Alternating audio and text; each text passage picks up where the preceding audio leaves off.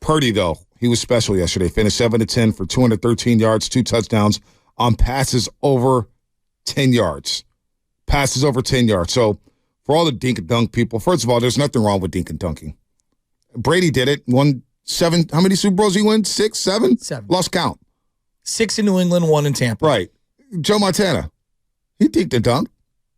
He was dinking and dunking. But they aren't a dink and dunk offense. They hit the explosive plays. Right, exactly. So, that's the misnomer. So, yeah, no, they do. They get chunk plays. Look at Ayuk's yards per catch. Ayuk averages 19 yards per catch. That is the highest for any receiver in this league that has 25 or more receptions. It's better than Justin Jefferson. It's better than CeeDee Lamb. It's better than Jamar Chase. It's better than Stephon Diggs. It's better than A.J. Brown. Brandon Ayuk, 19.3 yards a catch. Brock Purdy, air yards. He has it. What about the 76-yard touchdown? Huh? Once Ayuk here. He's got him! He beats Dean, and he takes it the distance. He is in. Touchdown San Francisco from 76 yards. What a setup there by Shanahan. What a throw by Brock Purdy. With the recognition to see Brandon Ayuk one-on-one with Dean, who had some injuries coming in, who was banged up throughout this game. Ayuk just torched him down the field. His get off at the line of scrimmage, the way he's able to separate, the footwork was beautiful on both ends. Brock Purdy, you know what? The air yards on that play, what was it, 52 yards? I don't know. So, I mean, for a guy who, quote-unquote, doesn't have a strong arm, he sure made that look easy. Another throw deep down the field where he threw it in stride to Brandon Ayuk. That's back-to-back weeks, right? And on the inside, not toward the outside. I mean, his ball placement is unreal. That's back-to-back weeks, right? George Kittle last week. George Kittle last week, and that was a 3-play, 98-yard drive in the minute 34. They started on their 2 there. Yeah, 98 yards. And on that play, CMC gets stuffed, and then they run that Kittle play. They ran that 3 or 4 times. Kittle drags across on a boot play action because you're setting up that stretch with all that stuff to the outside. That play is there anytime they want. On another play, instead of throwing it, Purdy ran late in the game for a first down and slid down. I love that play. 3 plays, 98 yards. Unbelievable. It was a big throw. Let's go back out to the Lions. Willem Moran, what's happening? You're on the roast. Hey, what's up, guys? Thanks for taking my call. Yeah, I think, for people that doubt Brock Purdy, I think the most impressive thing that I've seen over the past 5 weeks is, yes, he went through a three-game losing streak, but when you make an adjustment at the highest level and you come back and throw 629 yards and 6 touchdowns with no turnovers, if that's not elite, or if that's not professional, or if that's not greatness, or if that's just not good, I don't know what you want. He literally has come back perfect from his mistakes. I know that it's not going to be like that. And the thing to me is, if you thought that Brock Purdy was going to come in this year and be perfect, I'm not sure what NFL you were expecting to watch. It doesn't matter on good, because it doesn't matter on good teams or bad teams. Good players are going to get theirs, like the Browns. I mean, dude, they've proven to be a tough win. The Ravens were up 21 points and they came storming back. So I just think that the competition has been better than what we've been giving credit for, and Brock Purdy has been so much better than we're giving credit for. And there are so many other quarterbacks that are playing dog water football. I'm so grateful that the Niners were able to pivot and were able to have this, dude, because guess what? There's no more Jimmy O-Nos. There's no more questions about Lance can do it, because guess what? Brock Purdy can do it, and he is doing it, and I'm going to enjoy this. So thanks, guys, for taking my call. Go Niners, go, and I can't wait for next week to watch Brock Purdy do great things. Well, I'm good call, Will. Happy Thanksgiving to you and your family as well. Stephen A. Smith, I'm looking at something. Stephen A. Smith had, I don't know if you saw his little tweet from Butt Crack Sports last week. They asked him a question. If you could give up sex for a year, he goes, I can guarantee you, the question was, I guarantee you a Knicks championship, but you have to give up sex for a year. And Stephen A. had this 4-minute monologue and was like, can't do it. I need it. Anyway. You better be careful. Yeah, Don't be disrespectful. Anyway, I wonder, maybe that's a question. Well, maybe we got kids listening. Maybe this isn't the time slot for that type of question. So I did slide in the DMs to say hi. Well, Brock Purdy. I was out on the soccer field on Saturday, and Brianna's name got brought up by multiple people. Oh, boy. I know people. Oh, boy. She's a legend. She is a legend. Brock Purdy, according to Stephen A. Smith, and I'm looking at the 49ers team page on ESPN.com, and this is what I'm talking about. This is just ridiculous rhetoric, ridiculous discourse. Stephen A. Smith, Brock Purdy hasn't proven that he's a star quarterback yet. Now, what are the qualifications to being a star quarterback? Winning, right? Yeah, Number one. Winning, putting up prolific numbers. Right. Being in the MVP highlight conversation. plays. Once you see Brock Purdy's in the MVP conversation. He's absolutely in the discussion. And then the other Which is stuff. ironic because I can make an argument that CMC should be too. Yeah, well, but they both great are. teams usually have two guys. Right. Also, don't you need commercials? Oh, he's got them. Toyota, Alaska Airlines, that he filmed at San Jose State. He's like, Cabo, Cancun, Yeah. Philadelphia. Like, He's also got an Adidas one too. and he's got an Adidas one. So now he's getting the endorsements. Yes. How many quarterbacks have endorsements like that? Jalen Hurts. Patrick Mahomes. Mahomes is, the GOAT. Josh Allen, does he have any? Well, Not he's on the much. cover of Madden, but that's not I wouldn't consider He has that a lot of like- Sunday ticket, though. He Lot of is on Sunday Sunday ticket? ticket. Okay. He is on Sunday ticket. Burrow, I don't think Burrow's in a lot He's of a star. You see him at all the UFC fights. but you were and asking about fights. commercials. Right, commercials. Herbert does SoFi. Right. Yeah. Well, I mean, Oh, they that's play right. SoFi He's Stadium. boring. Justin Herbert. Make a play, Quentin Johnson. Justin Herbert. I thought he was more mobile. Justin Herbert, Brandon Staley. Let me know when you get the Staley sound. Because he's having a meltdown. They should just fire him right now. Just fire him. They play the Ravens on Sunday Night Football next week. The I'm Chargers. having a meltdown. Well, what I would like to see Brock Purdy, forget the Chargers. But just a star. I would say he's getting closer and closer and closer to being a star. And let me just be his agent here. Gillette, pick up the phone and call my guy. There needs to be an ironic commercial about how he doesn't need to shave, but yet he needs the best razors on the planet. Because my guy looks like he's about 13 years old. Yeah, he's not aging at all, right? No stress levels. So, Brock Purdy, Stephen A. Smith, I don't know how much 49 football he's watching. I don't know if he's watching at all. He has a million jobs. And I respect Stephen A. Smith for his We all craft. do. He's hilarious. He's opened up a lot of doors. Now, his shtick is getting old to me, but that, you know what? It works. It works for a lot of people. We play a lot of his sound. I'm not going to, but it just shows how much people really watch your team. Well, Brock Purdy is a shining star. Think about it. Again, I'm on record saying this. If they win the Super Bowl, hell, maybe if they even get to the Super Bowl, it may be one of the greatest sports stories in North American history. Now, there's a lot out there. But when you're the last pick of the NFL draft, he was the last pick of the entire draft. This draft goes 7 rounds. 7 rounds. the only guy who would have in my estimation of the NFL that would throw their hat, forget Brady, because Brady ended up being the greatest of all Right. time.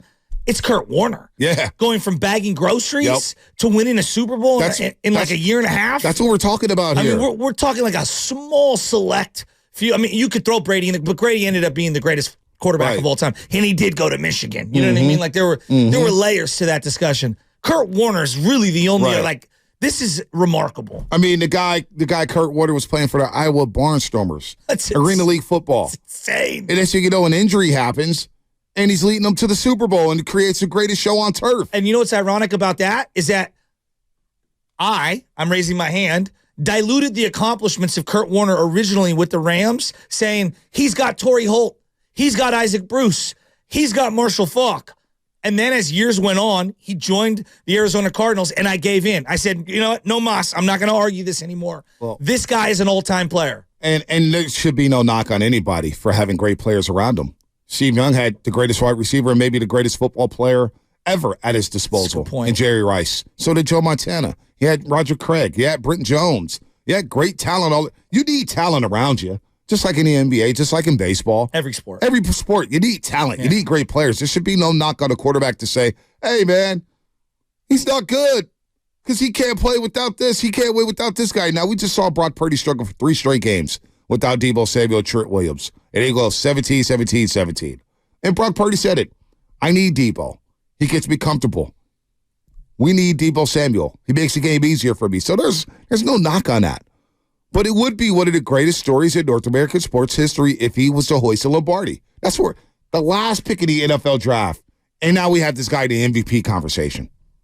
Just think about that, folks. I mean, there are two guys that come to mind for me in terms of coming out of nowhere and becoming stars locally. This one's an older one, Dwight Clark, coming out of nowhere, did nothing in college, caught like a handful of balls at Clemson, was a nobody, okay, wasn't even a good college football player, and comes to the 49ers and is amazing. Right. Okay, with the 49ers. And then the other guy is obviously, our guy Draymond Green coming into the second round. Now, he was Big Ten Player of the Year, but he shows up with the Warriors, and first year he's like a backup. You know, and nobody knew he was going to turn into this. Steph Curry was at least the 7th pick in the draft, right? And he had NBA pedigree because of his father, but he was the 7th pick in the draft. Draymond Green is an afterthought. Jokic currently, obviously is another great second-round pick. But I'm just going Bay Area guys who've come out of nowhere. Those two in particular, Brock, I feel like his story is better than both of them. Yeah, no doubt. I mean,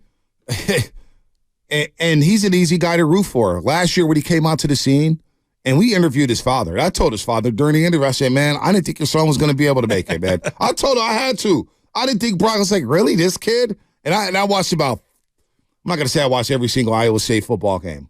But I watched plenty to think to myself, I wouldn't be thinking about him, actually. It was like David Montgomery, Breece Hall, Hakeem Butler. Remember he was taken by the Arizona Cardinals in the third round? I was like, those are the guys I'm looking at.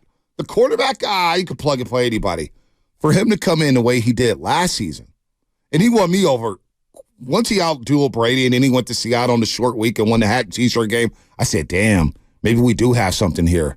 Man, wow, this guy, he's unbelievable. So he's an easy guy to root for. No ego, no mate. It's just, listen to him talk about Jair Brown. Listen to Brock Purdy, the quarterback, talking about the rookie strong safety out of Penn State. Yeah, Jair, I mean, all the weeks so far, he's given us a great look with playing safety, and then obviously with Winfield being one of their best defenders on defense. Jair did a great job with just all the looks. They did a bunch of stuff with Winfield, and Jair, like even at practice, was a ball hawk. He has great instincts and was just all over, just like Winfield. He gave us a great look, and then for him to go in the game and be ready to play for our defense and what we ask of our safeties, he did a great job, man. So we're all pumped for him and going to see more of him. So we're excited. He also discussed his first meeting with Jair Brown. I remember the first day, like in the summer, we're working out and stuff, and he came up to me and was talking to me, and I was like, just from talking to him, I could tell like how mature he was. Sometimes with rookies and stuff, they're excited to be there and can be a little bit all over the place and whatnot, but he was very mature. I was like, I could tell, this guy handles his business and he's gonna have a great career. So to see him doing his thing now was great. Obviously, there's still the whole season to go and stuff and a lot to prove and whatnot, but the way he carries himself and his presence is definitely a thing. So very proud of him. B, you were talking about when you were sold on Purdy. That was what moment for you? Well, I thought the Tampa Bay game, I said, my jaw was dropped. Okay. And then he went up to Seattle, broken ribs.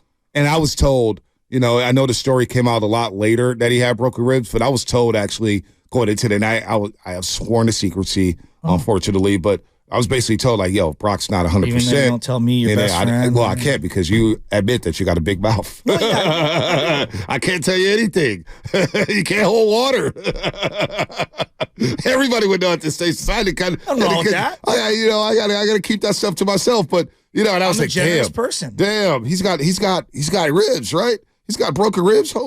And now I didn't know it was that bad, but it was like, yo, we don't know if he's going to fight. It's like, stop it. That was the game for me because of the slide and the play where he extended the ball, the instincts. That was such a great play to seal that game in a short week, the way that they did to win up in Seattle after the decade we've had in Seattle. Mm-hmm. Think about it, Niner fans. It's been a house of horrors for the most part. No doubt. Up in Seattle. I mean, you could count, most of you in your 30s, 40s, can count how many wins we've had in Seattle on one hand. Up in Seattle. It's been few and far between in the last 15 years. Alex Smith has 2 of them. Jimmy has one. And Brock has Jeff Garcia has one. I think they got 5 wins up in Seattle since the Seahawks moved to the NFC West in 02. Yeah. So you had Garcia because you had the Sharpie game with T.O. You had Alex Smith on Thursday Night Football. Oh, no, there was another one, too, when they won 33-30, and Patrick Willis had the pick 6. Oh, yeah. So they won that game 33-30. I remember the score like it was yesterday. And then they had, of course, Alex Smith. Game. Yep. They had Alex Smith Christmas Eve. Yes. The big throw to Crabtree down the left sideline over Richard Sherman. The Skittles game. Well, the Alex one where he scored 3 touchdowns in the second half was one of his greatest games ever. That was like his second year, I want to say. Yeah, that was the Thursday night football game. That one was. In the rain. Yeah, that one was the one where we thought, we have a quarterback. Yeah. And we were wrong. But no, getting back to the Brock thing. And then the Dallas game this year, the way he diced them up, he destroyed what I believe to be a great defense. He destroyed that defense. He did. And they took CMC away. Now, here's Brock taking us through the 76-yard touchdown pass to Brandon Ayuk. Yeah, just man coverage. He had a go route and really just give him some time to beat his guy and then just put the ball up for him and try to lead him. And he did a great job winning in man-to-man coverage. And right when we saw his guy fall down and B.A. caught it, I was like, man, like that's sweet. You know, you don't get that many plays like that in a game. So it felt good for all of us. And B.A., he deserves it, man. We've been wanting to get a deep one for him for a while, so felt good. So deep one to B.A., last week a deep one to George Kittle. And you hear the leadership from Brock Purdy, picking up Jair Brown, picking up his confidence there. You got to love that type of leadership. That's why he's a captain. You know, a lot of people thought, boy, how's he a captain after only playing, what was it last year, 7, 8 games? And all of a sudden, the players let you know, this guy's a leader. This is our guy. The fact that the stories are real, that Trent Williams or Fred Warner are walking into the locker room at a random training camp practice, boy, I can't wait to see what Brock does today. What? Brock's a rookie, so we got to embrace this guy. He's an easy guy to root for. That's what makes it special. You know, we could all be mad about Trey Lance. We could all be mad about Jimmy. We could be mad about this and that. But you can't be mad about Brock. The guy just wants to win, and he's low maintenance.